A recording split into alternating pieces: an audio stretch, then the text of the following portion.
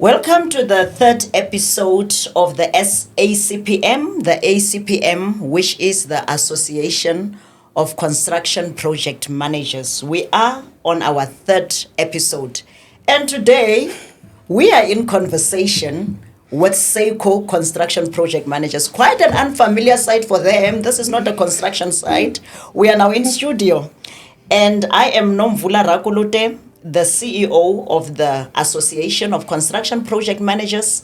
I am the co-host, and with me, I have the president of the ACPM, who is the host with me, Anthony Afordofe, and he is also the CEO of Akweni Group, which is also a corporate member of the ACPM. And today, we are in conversation with these two gentlemen. Yeah. We are in conversation with Teboho Nchapha, who is the founding member and current director of Seco Project Managers. And we have a second person as well. We are with Eric Mojaki, who is a director at Seco Project Managers. Welcome, gentlemen.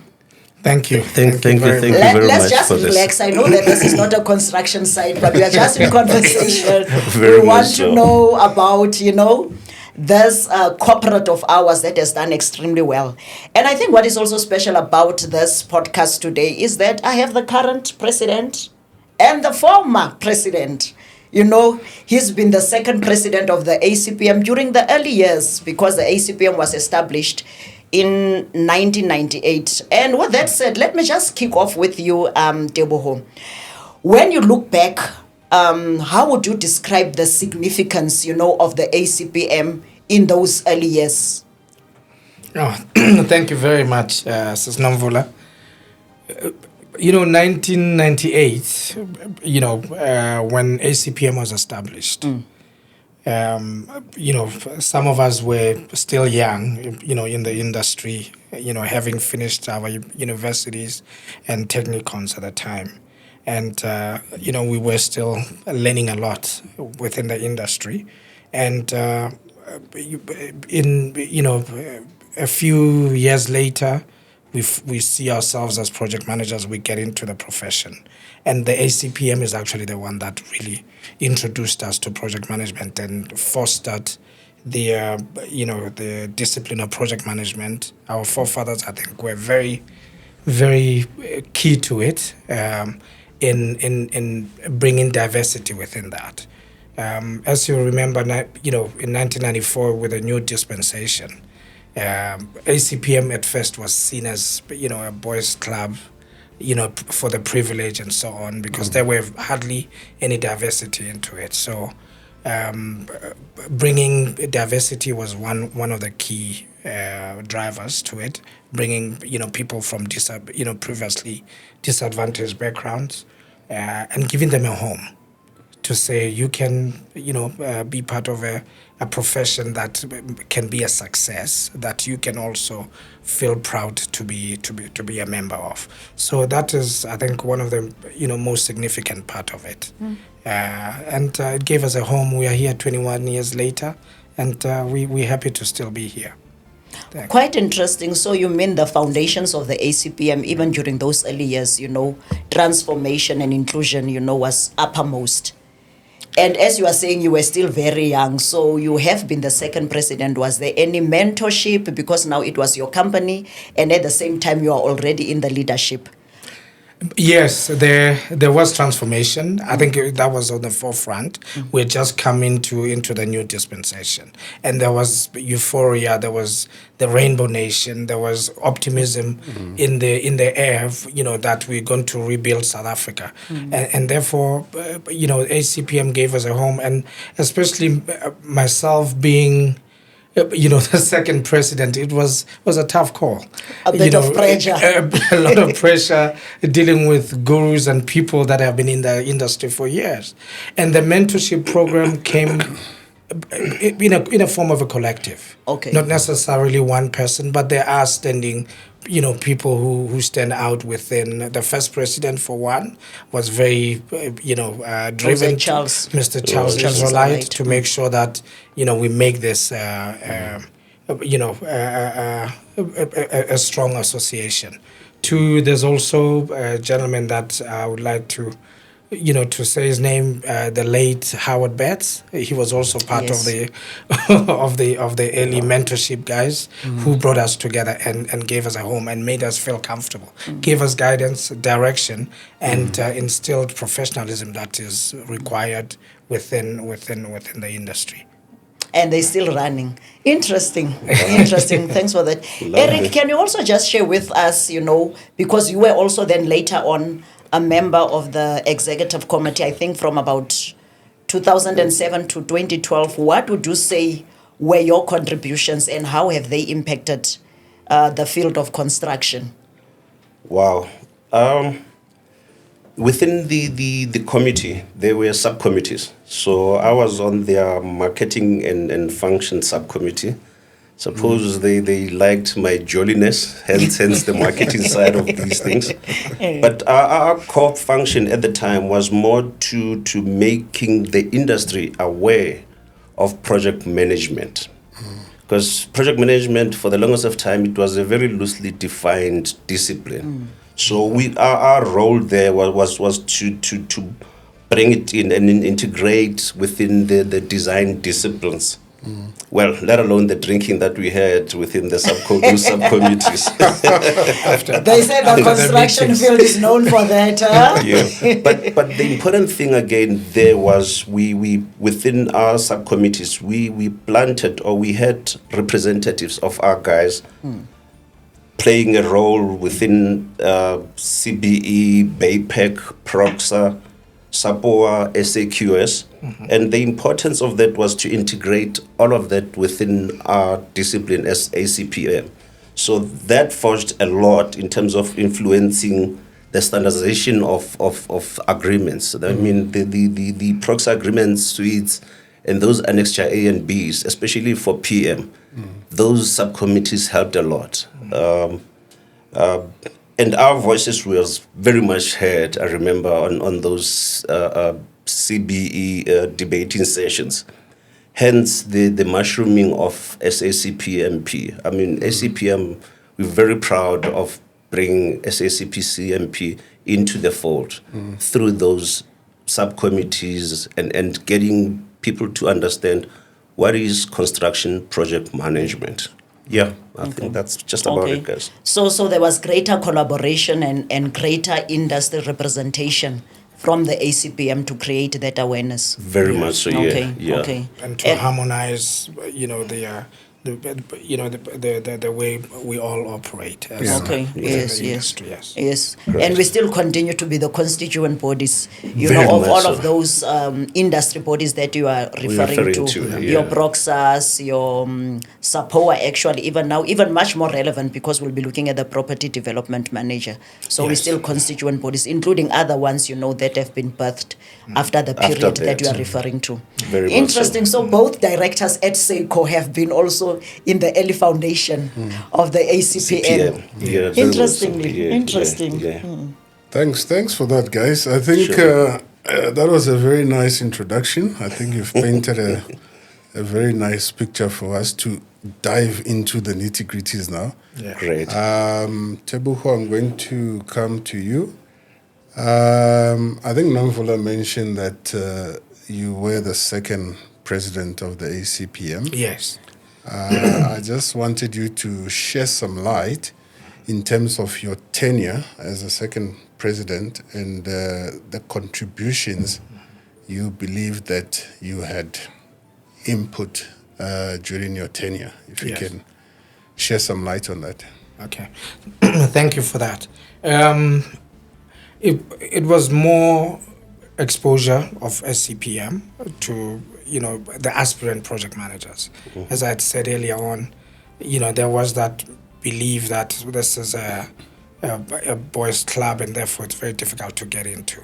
So we demystified that by at least bringing people of color and people from our communities to come into and diversity within ACPM. So that's one of that. Secondly, through interaction and engagement with the CBEs and so on, was to also foster and the harmonizing, like Eric mentioned earlier on, and debates to make sure that we standardize our idea of work. And that was very critical. Because at the end of the day, I think, the most important thing was to get the clients and the industry understand what project management is all about, and understand what to expect from the project managers, both from a delivery point of view and also in terms of the meeting the objectives of the clients and so on. So I think my tenor was more to drive that and make sure that there is exposure. We bring people on board and expose ACPM to the industry. Yeah. Great stuff. I think in saying that the council was actually born around that out of ACPM. Yes. To regulate the industry, very much if I might say so. And we still, they are number one VA, voluntary association linked to the council today. True. So in saying that, there's many steps that were taken in terms of identification of works and scopes of services. At the time, which led to the issues of tariff of fees but having done that as the second president, I myself am trying in my position as the sixth president. Not the seventh. No, we're not aligned. The sixth. Having taken that gap off in terms of serving on the EXCO and having seen the industry at large, what advice would you give to the sixth ACPM president? There's your mentorship moment. Whoa. It is to continue along the same lines, the ethos that brought ACPM together, the driving of professionalism, integrity. I think it's one of the most important things, especially given our industry. 20 years later, 30 years later, a lot has happened within our industry. You have you have a lot of disharmony which needs to be brought together, and I believe project managers at ACPM is should be on the forefront of bringing that together and harmonizing the industry, especially the other disciplines.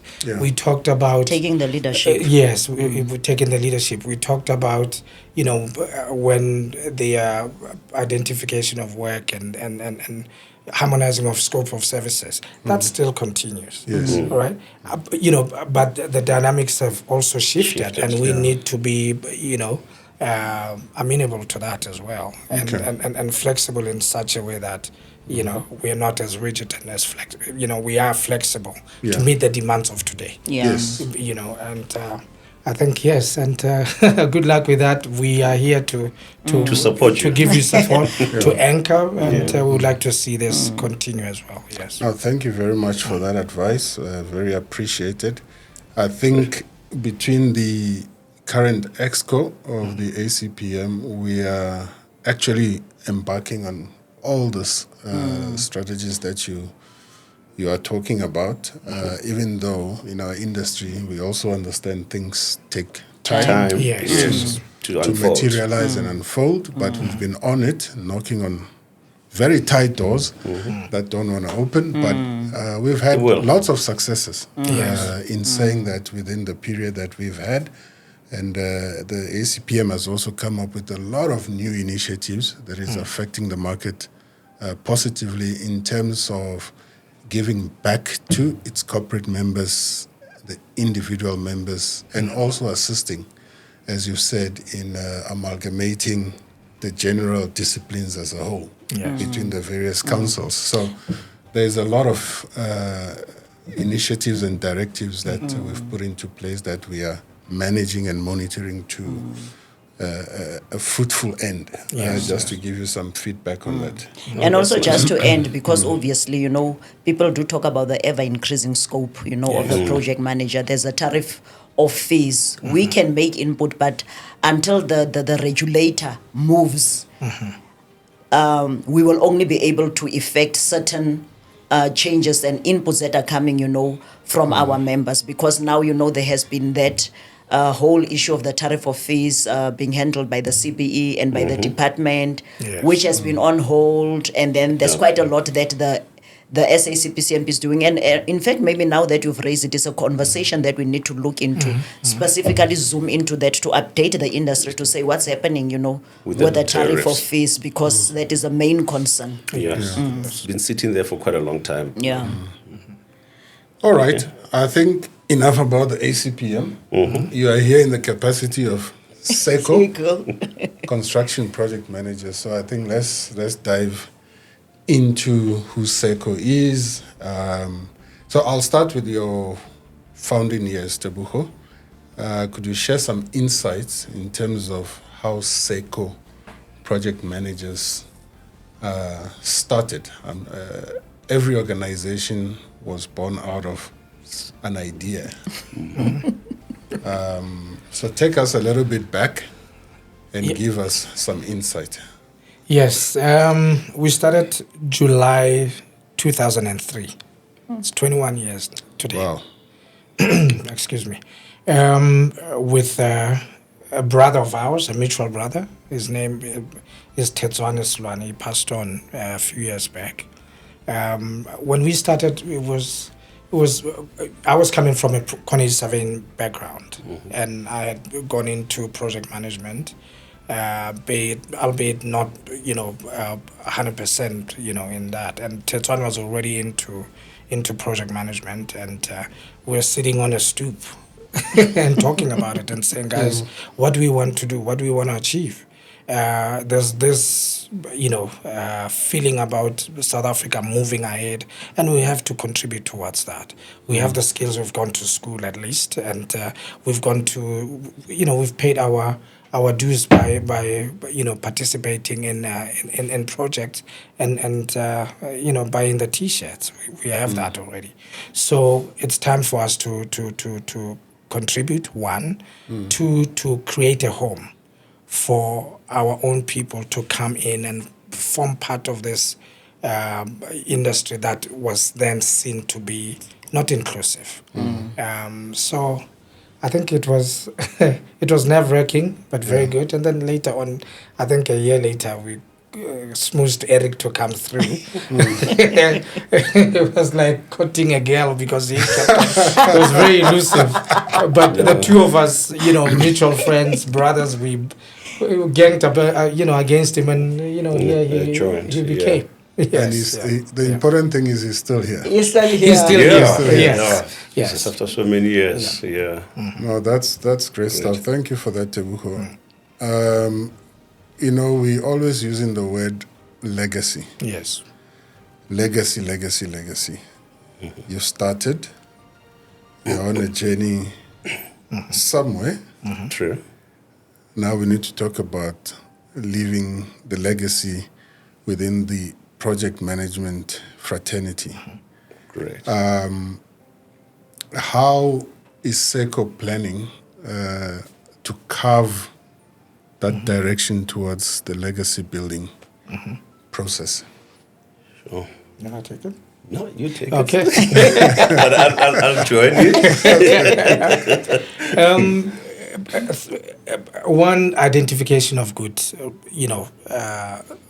resources, because I think that's what makes the company and what makes the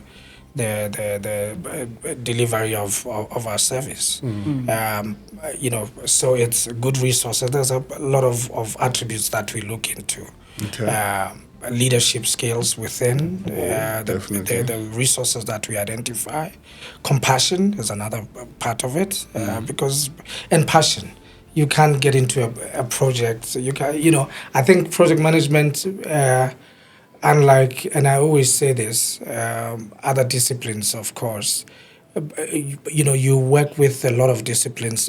Every project is unique on its own, and you learn a lot from there. So you have to have something that bends you inside to make you want to deliver this and learn from it, and pick up all the highest, ethos and codes of practice and so on in order to deliver that project. So we look into that.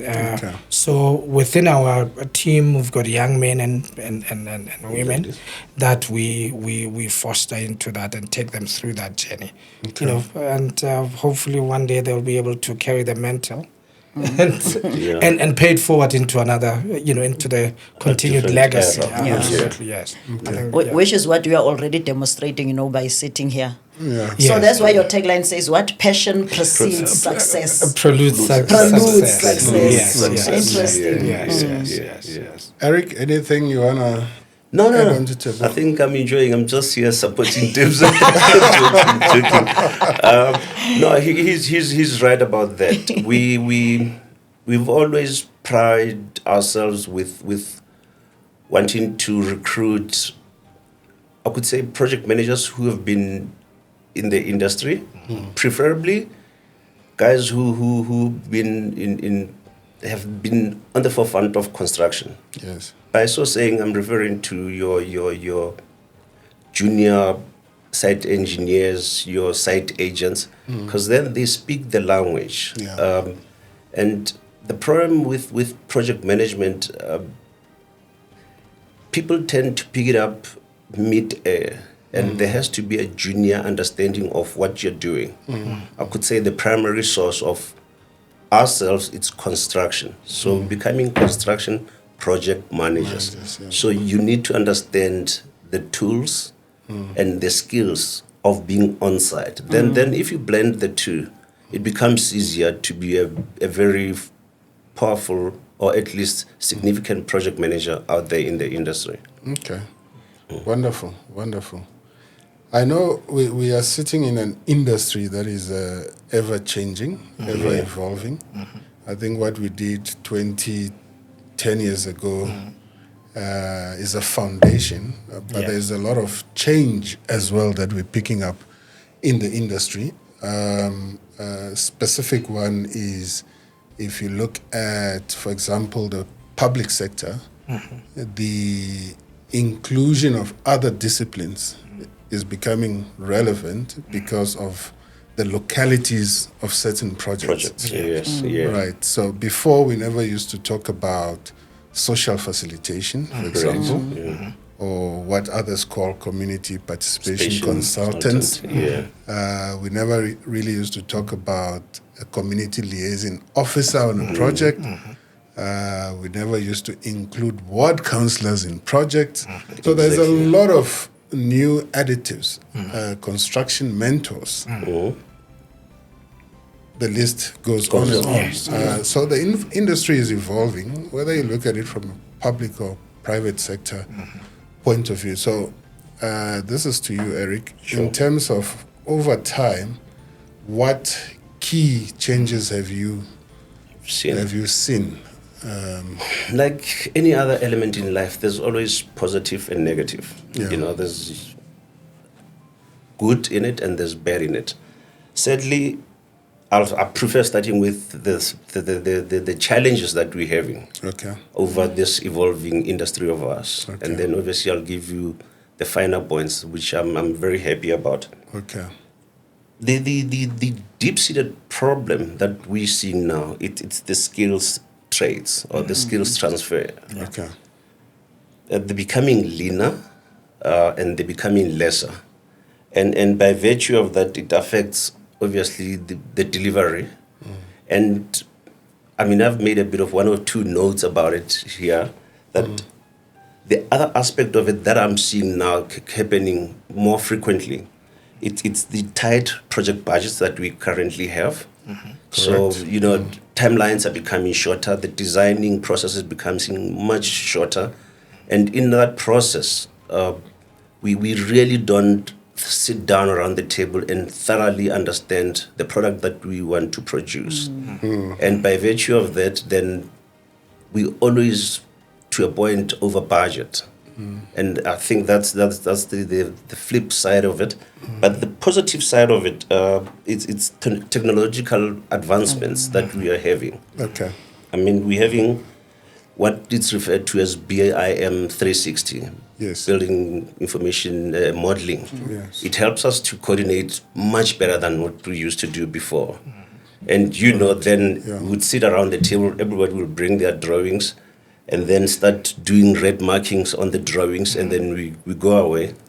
Somebody forgets to red mark their drawing. In 2 weeks' time when we meet, then we've got a bit of a stuff up. Yeah. So with this new technology, everything with this revert and management system, it makes it much better, but makes it to be faster as well, and which is what we need, because we're chasing time most of the time.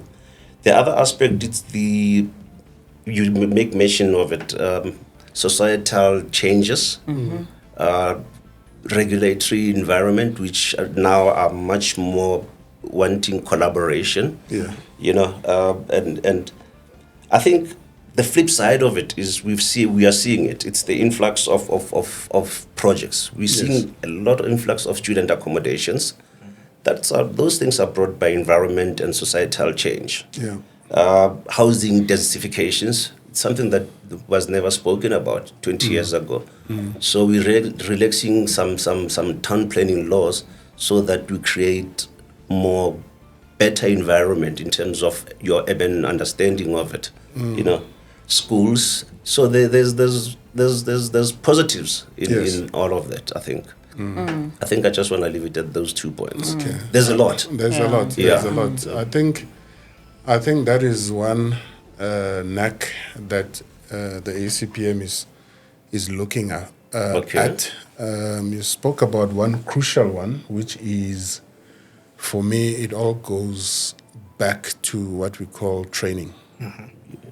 Yes. How do you foster an organization to move forward if we're not fostering training?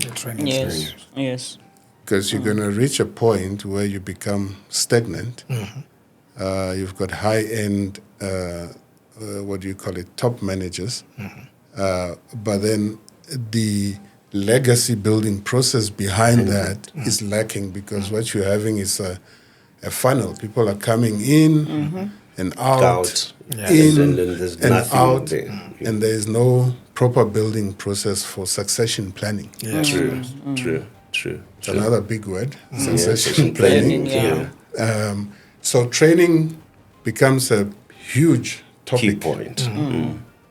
That the industry needs to face. We all need to rally around to see how that becomes a solution to some of the problems that we are facing, because you get work from your clients, and you need a workforce or resources to be able to unravel the projects and deliver the projects at optimum levels. Yes. Yeah. But do we have the resources that have the know-how to deliver that job? Yeah. that job? So I think it's one key area at the ACPM we're talking about.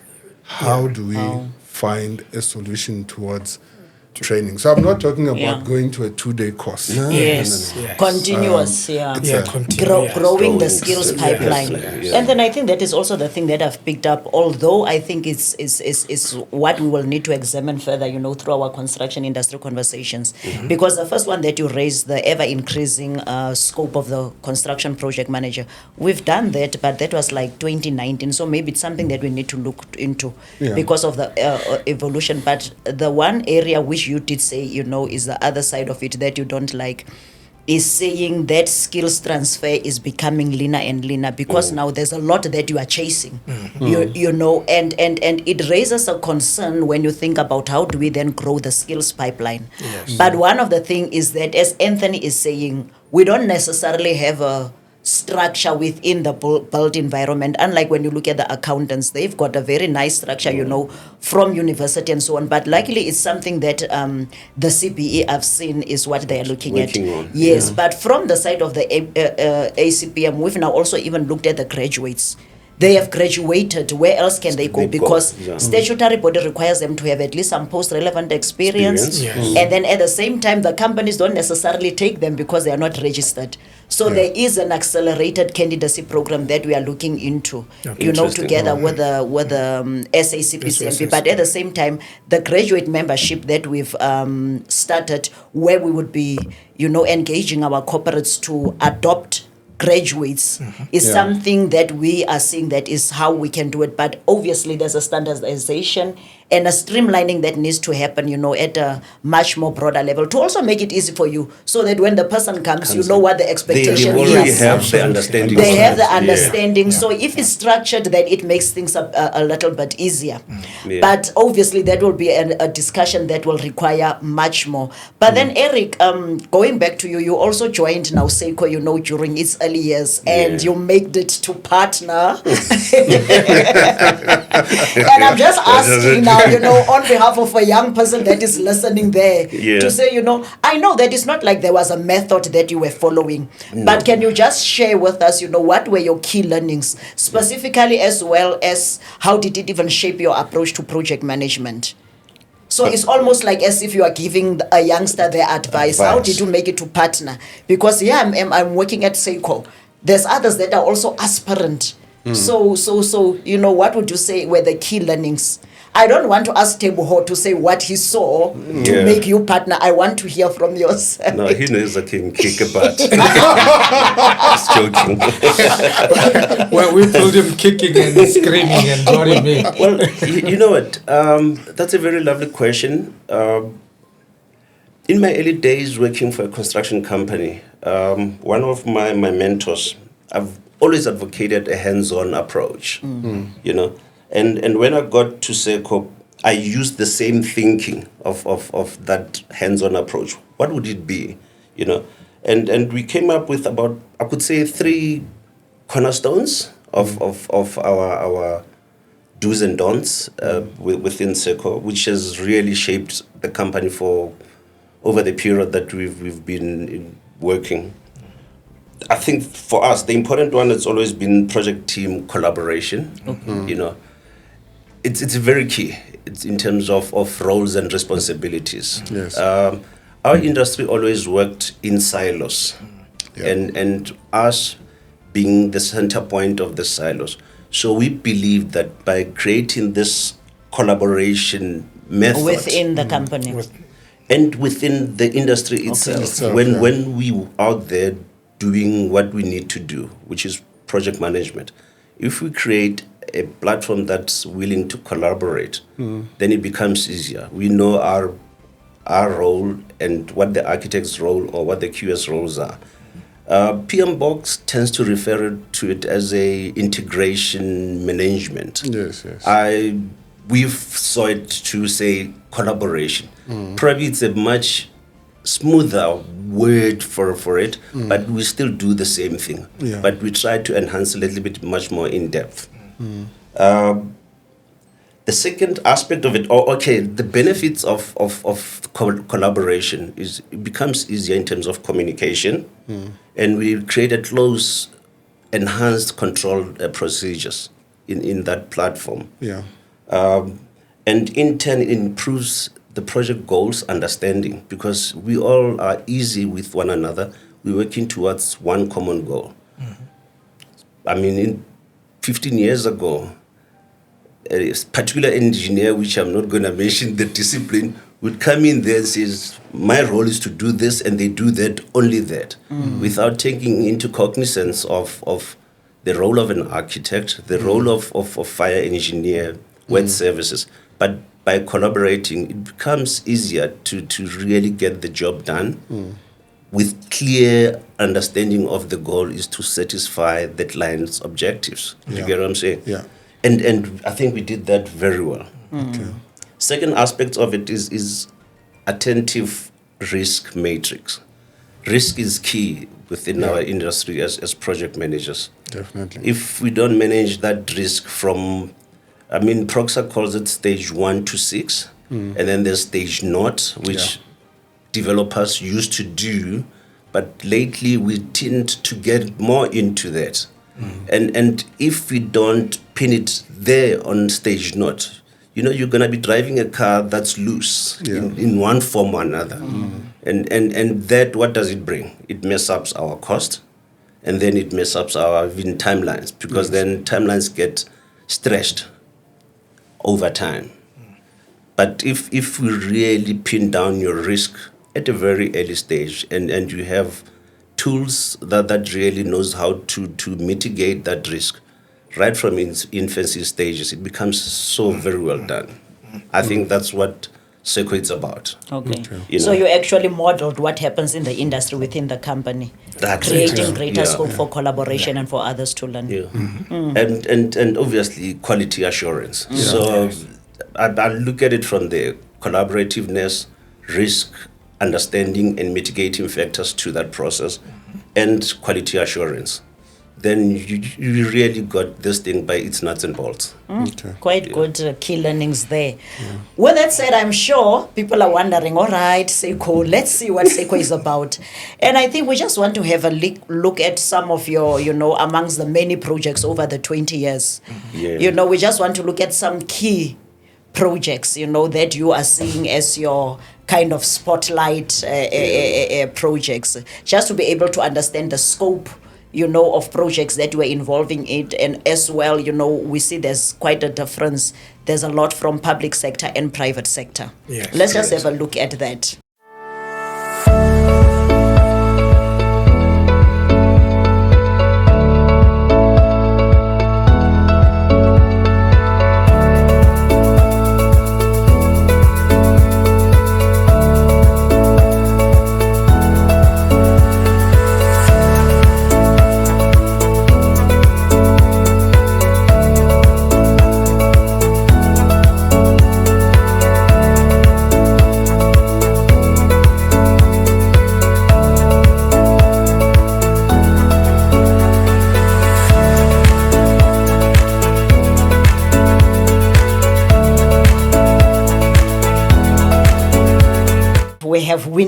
We have winners there. Can you just share with us, having looked into the project, you can even, mention some.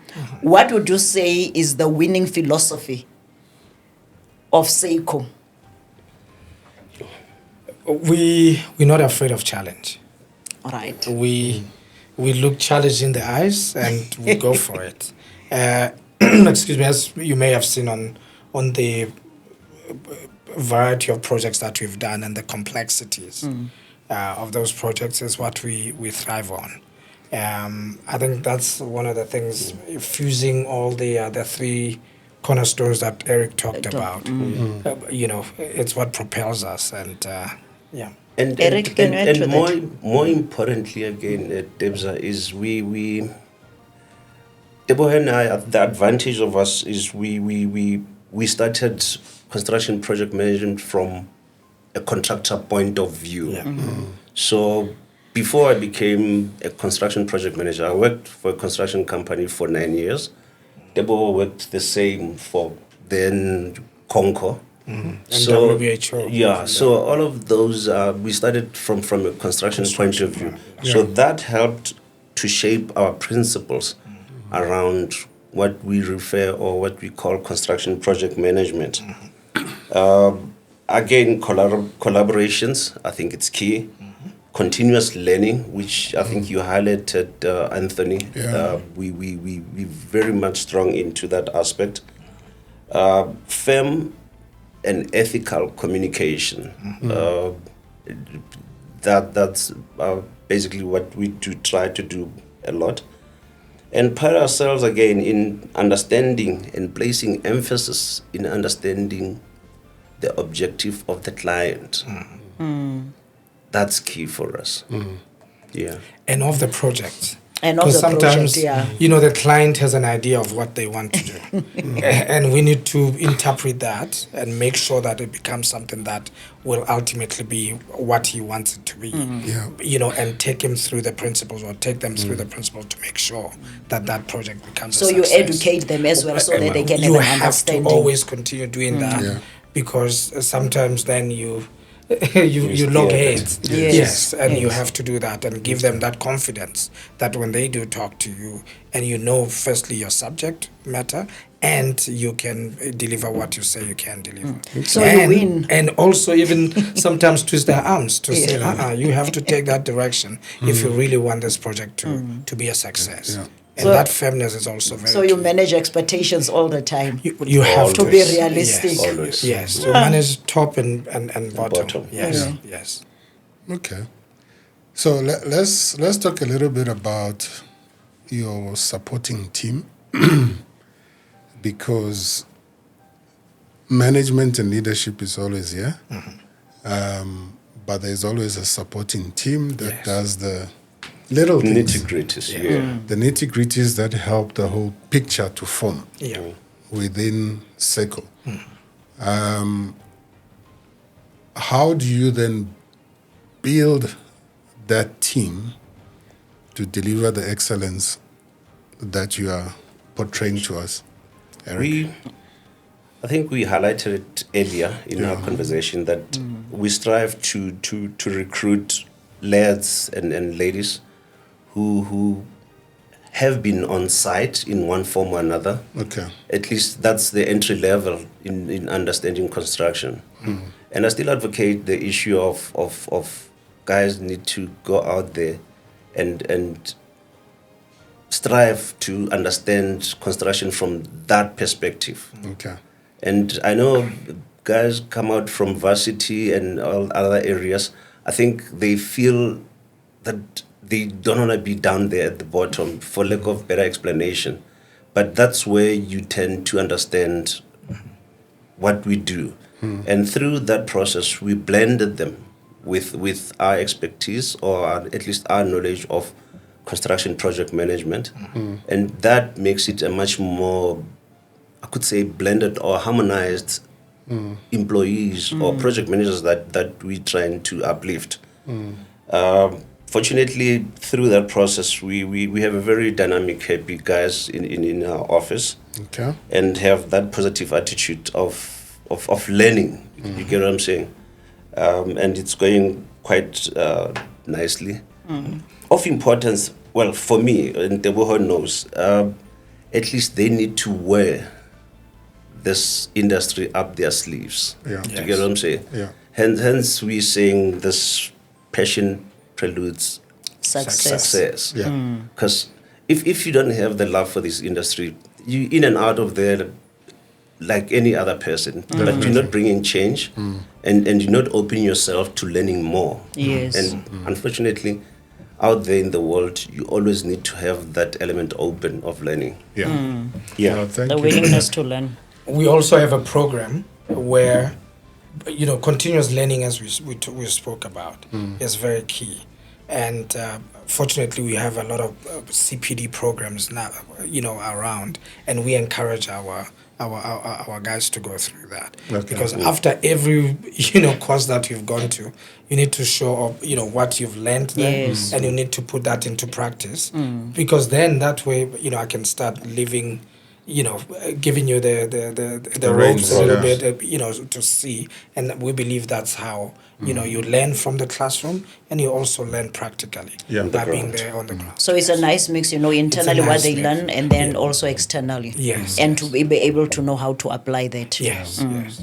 And I think that is what also keeps them going and excited because Yes. you are discovering more. You're also growing as a person. Yes. Because a lot of things that companies do not do is that individual growth. Sometimes people leave because they feel they are not growing. Yes. Not grow only by promotion, but also grow, in the work that you are doing. Yes. And that keeps the passion Going on fire. Yes. It gives them confidence as well. It Yeah. gives them confidence It as really well. does give them confidence. And you confidence as well to Absolutely. say you can now delegate. Okay. We fight for work. Look at the scars. I've seen that. I've looked at your clients as well. Big subject, big topic. Yes. Private, public. Public. Yeah. Different approaches Yes. in securing clients or jobs or projects versus maintaining those clients. So there are scenarios you can work for a client once and not a repeat. There are scenarios when you can have a client in your bag where they give you repeat work. And then there are scenarios as well where, you have to tender and fight for the opportunities in the public sector. So what is your recipe in terms of client retention as much as you can?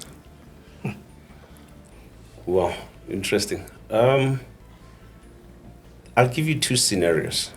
And it always brings me to show my age a bit.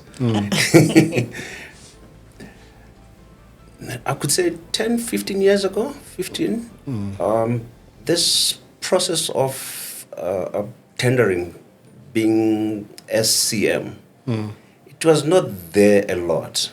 And then, I'll give you an example, Airports Company. Yes. We sat with Airports Company for easy 8 years, up until the new dispensation or the new way of sourcing for work came into play. So keeping the client, it's not as easy as it was 10 years ago than now, because then there's an element of competitiveness that needs to come into play. Yeah. Hence, SCM is playing the role that it does. But then, with Airports Company, we went in there doing that terminal that houses the A380. Yeah, the International Pier Terminal. International Pier Terminal. I think just as I was about to join Seco, 2005, we left there, around 2012, 2015. Reason being, understanding the client's objective. If you want to keep a client, it makes them easier to say, Eric, coming out of this, how do we shape this one? So in essence, you end up playing that stage, not role, which is always the cornerstone of developments. Because if you don't have a thorough brief, we're always going to paddle each other towards stage 5, and then when we get our contractor on board, and then we realize that we left so much gap in between. So I think that aspect is of wanting to know or understanding your client's objective. It helped us to have that repetitive work. And unfortunately, the way procurement or projects are being procured now, it really kills that element of repetitive work for a particular client. Unless obviously it's a private developer, then you'll have that, because then you end up doing their stage 0 work for free. Yes. I like that, for free, and then it was quickly said.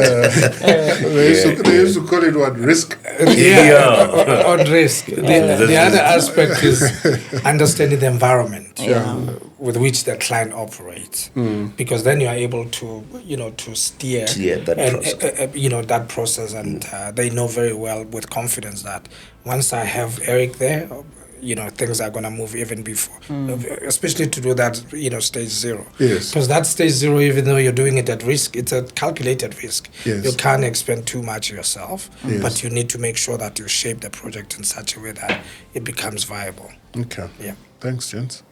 Interesting.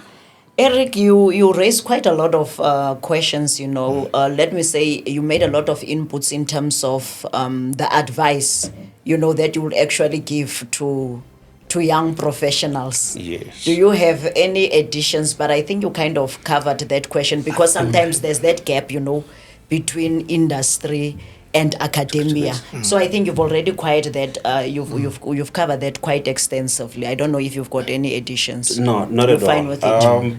Like I said, nothing beats hands-on, being on site, and being on site all the time. And going through the ranks, if I have to say. Yes. You know, the unfortunate aspect of it is big companies or big project management firms are not as they used to be before. They used to have that role of experiential training that we used to have. Nobody has that fund anymore of getting a student to be a shadow of somebody else. Yes. We don't. The industry doesn't have those funds So there's anymore. that funding that's lacking. Yet they are still expected to do that to complete their degree, and there's a need.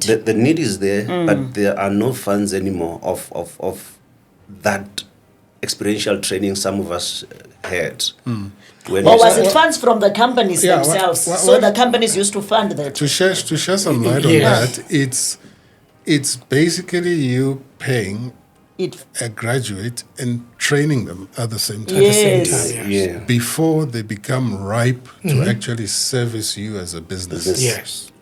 So you had the transitioning of the graduate Yes, into the yes. mainstream Yes, very in your much. hands because there were funds. Yes. So meaning there was a structure that was working. It's just that now there's no funds. No, it was to always there, fund. but the economic The economics have changed. factors have changed. So And companies And made are that able to to fund change. that. Yes.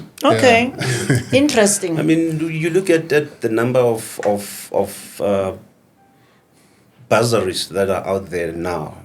I mean, across all industries, they are not as buoyant as they used to be. Yeah. Yes, Yeah. yes. So that's where most of that gap comes into But play. at the same time, now it will still require you to do the same if a person has graduated already, because you still need to kind of put them through a exposure, and you cannot do that at no cost. You have to pay them, so Yes. that money must come from somewhere. But also you can only do that if there's work as well. Absolutely. Because you can't keep them in the office. No. Because then they also have problems to say they can't be doing copies, photocopies, Photocopies, and whatever with their qualifications. So Yes. it's a double whammy. So it's It's something that absolutely a double whammy. It's a double interesting. whammy. It's something that so the structure is there, but there's just no funds. Yeah. But even if the funds were there, Anthony, if there's no work, how do you expose Expose them them to, to the that. knowledge areas? So those are the challenges every organization is Organization, having. yeah. So it's not that you Because- don't want to train No, no, the no, maids, no. We know and the that. work is not there. We know the solutions, but the environment at which we are playing, which are external factors, they affect you internally. Internally, Yes. yeah. Right, so you're unable to make certain decisions comfortably Yes. and sustain them, right? Because if you are to tender, let me give you an example, and wait for 6 months to 1 year for that tender to be adjudicated, what do you do in your office every for day 6 when you go months? to the office? And now you also have now the other people that you have to train. That you have to And they cannot be sitting And for a whole year. there's not enough work to spread Sustain. and sustain everyone. One, from a physical point of view, in terms of administering the project, and secondly, from a income point of view. Right. But there's optimism. So, Yes. There's optimism. There's optimism. The solutions are there. Yes, That's yes, why I asked the question earlier, how do you then sustain a client? Because your client is your source of Yes. Funds. Because as well, then you can manage even the expectation of the people that you are training to say, I can only do this for For a so long. year For so long. or Yeah. 2 Yes, years. yes, yes. But at the same time, you manage them only to a certain point, because then they are expecting you to absorb them when they are done. And at the same time, what do you pay? Because there's also an issue now with the stipends. There's Yes. limited resources. There's limited work resources. out there. Yes. Yeah. Yes. But the optimism is such that I've had, South Africa is going to be turned into a construction site. So thank you. Let's keep the optimism. So it That's is what we that. need. So we'll be able to Yeah. even build the skills pipeline. Absolutely. That's yes, it. Yes. Yeah. My question, Teboho, was going to be on on succession planning, but I think already this is what we are seeing by the two of you sitting here.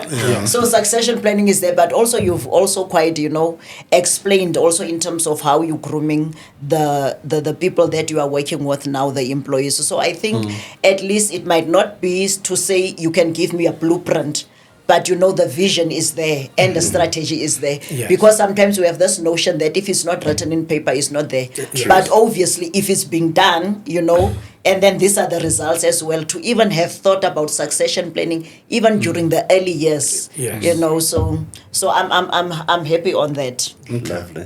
Yeah. I think last parting shots. I think our time is done. We need to pay for time. But last parting shots is the subject that you spoke about earlier on about passion, right?